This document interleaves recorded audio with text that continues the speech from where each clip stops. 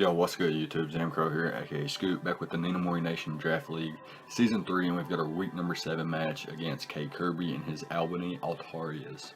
So, as you can see on screen, he's got Tapu Koko and the Melmetal. He's got Melmetal. It's allowed. I'm not sure exactly what it does in the whatever meta it's in, or Let's Go, whatever, I don't know. Anyways, I checked out its move pool and its ability and things like that. It's a pretty cool Pokemon, very powerful, very fat. He's got Mega Garchomp, Slowbro, Porygon 2, Gliscor, Mismagius, Oricorio, Poliwrath, Crustle, and the Whiscash. So lots of threatening mons, his Z-move users being Koko, Oricorio, and the Whiscash. And then we have Mew, Mega Pinsir, Zeraora, Rotom Wash, Floette, Eternal, Skarmory, Dredagon, Breloom, Alolan Persian, and the Drifloon, where our Z-move users are Mew, Alolan Persian, and the Drifloon. And for this match, we're bringing Mew, Mega Pinsir, Zeraora, Rotom Wash, Floette, Eternal, and the Skarmory. So, he's got Tapu Koko, which in my opinion is the best Pokemon in the format. Super cool mon, super cool speed tier, ability, moveset. Very, very powerful mon. With Z moves, it's insane to try to, switch into it and scout what kind of set it's going to be. So many different potential sets it could be. So many different things it can do for a team. So yeah, lots of options there. The Melmetal, very powerful mon. It's going to be tough to break down with the squad that I have.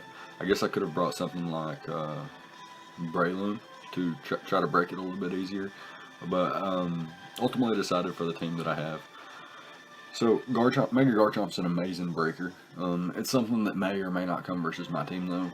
I could see why it wouldn't come. I have the Floette, I have the Skarmory, I have Mew, Rotom Wash, kind of lots of Pokemons that deter Earthquake, and then Dragon type moves. Also have Alolan Persian, which is really nice for physical attackers and things like that. So, looking at our squad, I mentioned we have the Mew, Mega Pinsir, Zeraora. That's going to be our more offensive mons, and then the last three will be our more defensive mons in this matchup here. First off, we've got a Mew. We've got a max HP, nearly max HP anyway, with a little bit of attack investment and 200 EVs in speed. I believe this allows us to outpace Gliscor 100% of the time. Potentially not Gliscor though. We may be even up to Speed Creep and Oricorio. Regardless, we do have a Jolly Nature, and we have a pretty cool set. Swords Dance, Ice Punch, Earthquake, and the knockoff. Kind of a way to blow a few things back to open up some holes for our Mega Pinsir and Zeraora, and Floette even. So the idea is with Swords Dance, we get to +2 attack, severely increases our damage output. Ice Punch will blow back things like Mega Garchomp, Gliscor, and Oricorio. So, some things that could be very annoying to my squad. And then we've got Earthquake, which can blow back things like Tapu Koko, Melmetal. Sort of the move that I'll probably click most often after things like Gliscor and Mismagius are gone. And I do have the knockoff for the Slowbro and the Mismagius, as well as getting rid of an item on the Porygon 2, which could make it a whole lot less effective. It'd be nice to get rid of Gliscor's Toxic Orb as well, if he decides to bring such a set. Yeah, so with this thing, we have the Ground EMZ, and it will allow us to get the Tectonic Rage from the Earthquake, blow things like Tapu Koko back without boosting, and at +2, it will blow back the Melmetal, put it in range of Zeraora, Mega Pinsir, so on and so forth. I do have an interesting Mega Pinsir set though.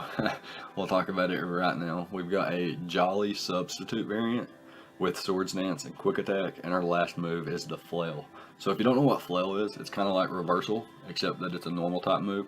The lower your HP, the more damage output, and the idea is to sub down, potentially get a sub up on a switch, Swords Dance up behind my sub, continue to get my sub until I'm in range of like 1% or however low I can get without, my substitute failing, And then I'll have a very, very, very powerful +2 flail that could blow things like Tapu Koko back, blow Slowbro back, blows Gliscor, Porygon 2, even if they're physically defensive, it just blows them entirely back. And it blows the Melmetal back. This thing could 2-hit KO a Celesteela, well, which is just insane, and it blows back the Melmetal as well. I found this set actually doing a little research on Mega Pinsir and how does it combat Celesteela in the OU tier, and they what's the word? Suggested substitute Swords Dance Flail, and then at 1%, a +2 Flail will blow back a Celesteela, standard OU anyway. And hopefully we can do the same thing here with Melmetal. Next up we have Zeraora, which is insanely fast. It outpaces his entire squad. I am speed creeping a Tapu Koko, which would be speed creeping my Alolan Persian. A little bit aggressive there with my speed creep, but I'm 100% sure that Kirby will speed creep my Alolan Persian with his Tapu Koko. So I've speed crept that with a modest nature, and I've got Thunderbolt, Hidden Power Ice, and Grass Knot. Hidden Power Ice for the Garchomp, Grass Knot for the Whiscash, and then Knock Off to get rid of items on things like Porygon 2, Gliscor, and the rest of his squad actually. And then Thunderbolt, once Gliscor and Mega Garchomp are gone, Thunderbolt's pretty spammable. I guess the Whiscash as well, as long as all those 3 Pokemon, his ground types are gone. Thunderbolt's very, very spammable. Hidden Power Ice is 4 times effective versus Mega Garchomp and Gliscor. Can blow those back, which are otherwise immune to Thunderbolt.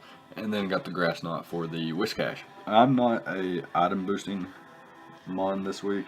I actually have the Assault Vest. It allows me to switch into Tapu Koko pretty comfortably.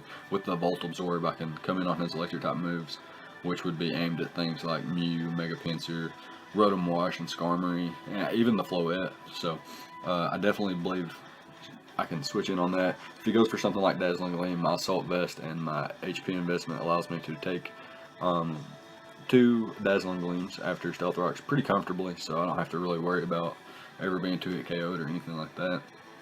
And Knockoff is really good, gets rid of like leftovers on things like Melmetal, Oricorio, Slowbro, allows me to get rid of any kind of Toxic Orb or Evil Eye on the Gliscor and the Porygon 2 respectively.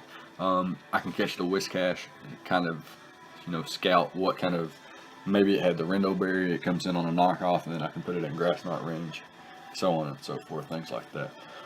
But yeah, that's going to be it for our more offensive mons, and now we can talk about our more defensive mons. We've got Rotom Wash with leftovers, Floette Eternal with leftovers, and Skarmory with the Mental Herb. Reason being for the Mental Herb is because things like Tapu Koko, Mismagius, Oricorio, and the Gliscor, they all get taunt. And I don't want my Skarmory to be taunted, so if I get in front of those mons, I will actually click taunt versus them. And if they taunt us, then my Mental Herb will activate and I won't be taunted, and I can taunt them, prevent them from taunting me on the following turn. Then I can get my rocks up as well, and potentially toxic something also. So that's the idea behind Skarmory. It is our designated Stealth Rocker. It switches into Melmetal, Mega Garchomp, Slowbro, Porygon, Gliscor, basically his entire squad outside of Koko and like Oricorio and Oricorio Pom Pom. This thing just switches into everything. We've got a max HP, a little bit of Spadef investment, but we have a Jolly Nature with quite a bit of speed investment so that we can outpace certain things and land the toxic on those. Anyways, backing up to Rotom Wash and Floette Eternal. Rotom Wash is a Thunderbolt Hidden Power Ice variant with Toxic and Defog. Hidden Power Ice obviously there for the Mega Garchomp and the Gliscor, and then Thunderbolt hits literally everything else on his squad outside of the Whiscash. So that's really nice for that. Toxic can toxic things like Whiscash, Porygon 2, Slowbro, Crustle, Poliwrath, all sorts of different things. If he wants to hard switch into his Tapu Koko or his Oricorio or something like that, I can get a toxic off on him. It'd be really nice. Defog allows me to get rid of his rocks. He does have Crustle as well, so he could be like hazard stacking with spikes, so I gotta watch out for that. Definitely had to pack Defog on one of my mons. And Floette Eternal is a defensive variant. Kind of our Garchomp check. We just hard switch into this bad boy and then click Moonblast every time. We don't fuck around. We don't wish. We don't synthesis or anything like that. We do have a sub Calm Mind variant though. with Moonblast and Hillbell. Thought about running Hidden Power Ground for the Melmetal, but ultimately decided that, you know, if it was to come in, Double Iron Bash is a two hit move, so it would break my sub and then smash me. Just one of them hitting would smash this thing. Its attack stat's really high, and it's just so bulky that Hidden Power Ground would bounce off anyway. So Hillbell was a little bit better in case something like Coco or Rotom Wash, not Coco, excuse me, Zeraora, Rotom Wash, Mew, or even the Mega Pinsir, if they get burned or poisoned or something like that, paralyzed even, I can Hillbell that off. And yeah, we already talked about Skarmory, so yeah, it's going to be the prep, and we can hop into the battle now and see what happens against my man Kirby. Alright, so here we are with the replay, and Kirby decides to bring the Melmetal, Mismagius, Tapu Koko, Whiscash, Porygon 2, and the Slowbro. So no Mega Garchomp, and no Gliscor. That was pretty relieving. I can understand why he didn't bring them though. I felt like Mega Garchomp was a pretty good breaker, despite all the mons I mentioned in the Prep Talk section. I still thought Mega Garchomp was pretty viable. But yeah, like I mentioned, I can understand why he brought what he brought. His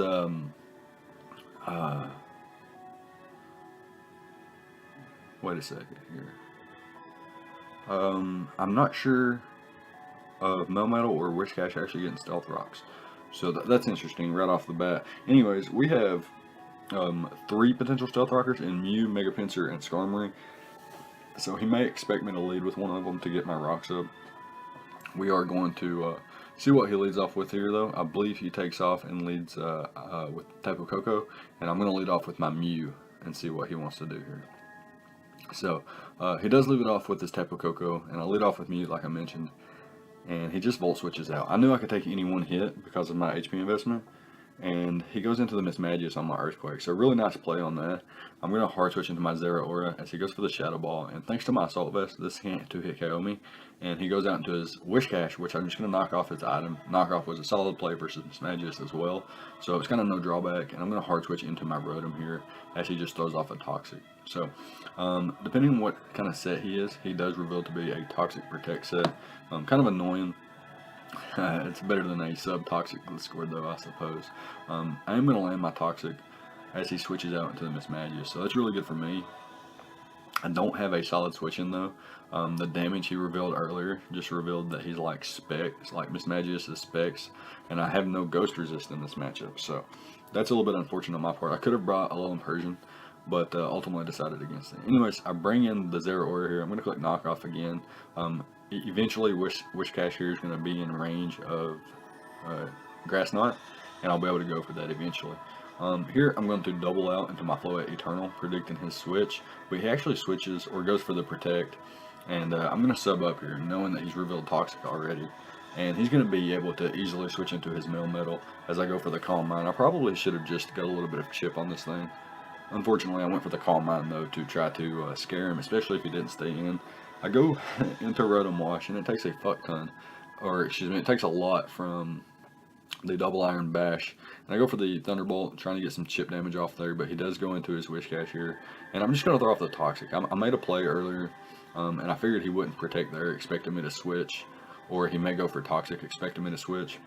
So I went ahead and landed the Toxic there, and that was really nice for me. I do go for the Hidden Power Ice to get a little bit of extra chip on this thing. Eventually it's going to be in range of Zeraora, but not quite at this range, so I do go to my Mega Pinsir and click Sub as my opponent goes for Toxic. Now I can click Swords Dance, and something's going to die.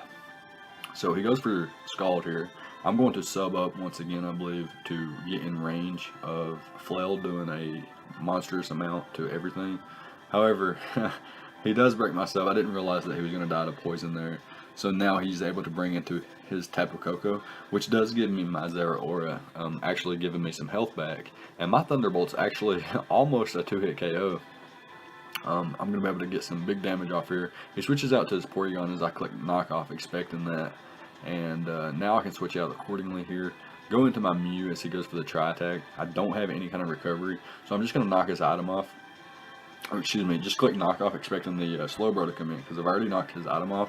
And here, predicting him to recover, I'm going to Swords Dance up and then reveal my Z move, so I can get the most damage on Porygon 2, as he should knock me out this turn. And yeah, that happens, and he's left at 14%. So now this thing it's not a roadblock anymore to Zeraora. We're able to knock that bad boy out. He goes into a slow bro though. Interestingly enough, as he goes for the light screen. However, if I went for a modest Thunderbolt there, it would have did a ton as he reveals dual screens. That means he's not Assault Vest. Here he goes for the Scald once again, as I'm going to sub up here. And he keeps breaking my sub, which is fine. I do have a Flail now that does almost half to a slow row behind the Reflect. So you guys can understand how strong Flail Mega Pincer is when it's at 1% now. Here I'm going to sub up once again. The game's pretty much over. I could fight for differential, but I'm not sure it's all that worth it. However, what I do know is that, as you see that second hit just blow me back. What I do know is that, yeah, well, not even a crit would have done me in there. And look at that double iron bash, the damage it does to resistances, Rotom Wash, and one hit knocking out the Floette Eternal from 75%, and then the damage it did to Zeraora. That's just insane. But yeah, good game to Kirby. That was really fun, seeing his sets and the way he played, especially with his Whiscash and Mismagius. Mismagius actually blew me back, so perhaps next time I bring a lone person to try to counter that, or check that even. It's a very powerful mon. And not bringing maybe a more Spadef Skarmory without any speed investment could have taken it on pretty comfortably. I'm not sure, I would have to calc that. But yeah, definitely Kirby played lights out, and I don't think, I think the worst thing that we did was keep subbing up on the Whiscash as it was poisoned. But yeah, it's going to be a good game, so let me know what you guys thought about the prep and the plays on both sides of the field. Let me know what you guys thought about Flail Mega Pincer. Really awesome in my opinion. I thought the concept was really cool. I actually thought about bringing it versus Dan, last week? The last NNDL upload we had, I think we faced Dan, and he had, I believe, Celesteela, and I thought about bringing the Mega Pincer that I brought in this match, but ultimately decided I would save that for Kirby, because, reason being is because I didn't have to. I'm sure Kirby and I, if we keep winning, we'll make playoffs. We're both pretty comfortable right now in terms of wins versus losses, and felt like I would bring a little bit more expendable sets, and then next time really try to bring the more complex, sophisticated stuff. But yeah, I don't have any excuses or anything for this loss. He out-prepped me and outplayed me. Anyways, that's going to be it. Like I mentioned, leave a like, comment, and subscribe, all the good stuff, and I'll see you guys next time. Thank you for watching.